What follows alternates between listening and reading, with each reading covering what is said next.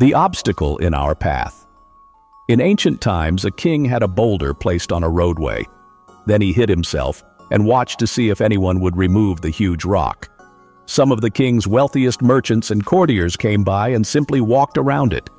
Many loudly blamed the king for not keeping the roads clear, but none did anything about getting the big stone out of the way. Then, a peasant came along carrying a load of vegetables. On approaching the boulder, the peasant laid down his burden and tried to move the stone to the side of the road. After much pushing and straining, he finally succeeded. As the peasant picked up his load of vegetables, he noticed a purse lying in the road where the boulder had been. The purse contained many gold coins and a note from the king indicating that the gold was for the person who removed the boulder from the roadway.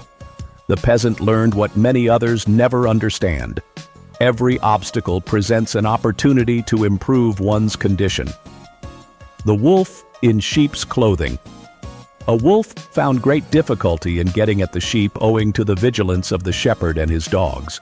But one day, it found the skin of a sheep that had been flayed and thrown aside, so it put it on over its own pelt and strolled down among the sheep.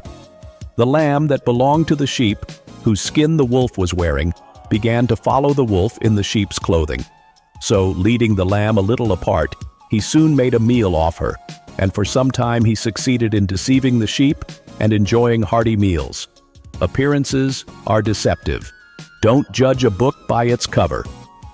A lady in a faded gingham dress and her husband, dressed in a homespun threadbare suit, stepped off the train in Boston and walked timidly without an appointment into the Harvard University president's outer office.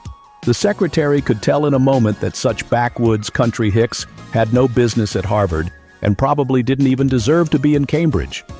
"We want to see the president," the man said softly. "He'll be busy all day," the secretary snapped.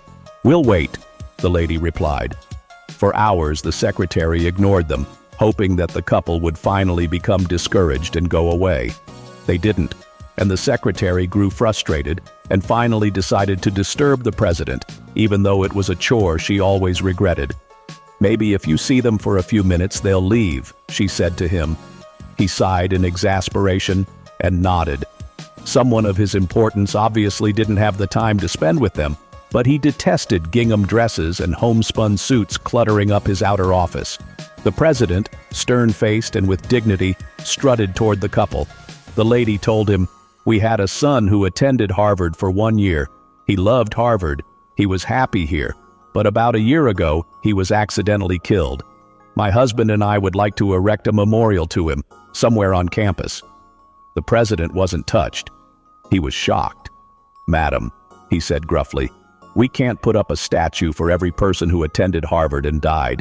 If we did, this place would look like a cemetery." "Oh no," the lady explained quickly. "We don't want to erect a statue. We thought we would like to give a building to Harvard." The president rolled his eyes. He glanced at the gingham dress and homespun suit and then exclaimed, "A building? Do you have any earthly idea how much a building costs? We have over $7.5 million in the physical buildings here at Harvard." For a moment, the lady was silent. The president was pleased. Maybe he could get rid of them now. The lady turned to her husband and said quietly, "Is that all it costs to start a university? Why don't we just start our own?" Her husband nodded. The president's face wilted in confusion and bewilderment. Mr. and Mrs. Leland Stanford got up and walked away, traveling to Palo Alto, California, where they established the university that bears their name, Stanford University, a memorial to a son that Harvard no longer cared about.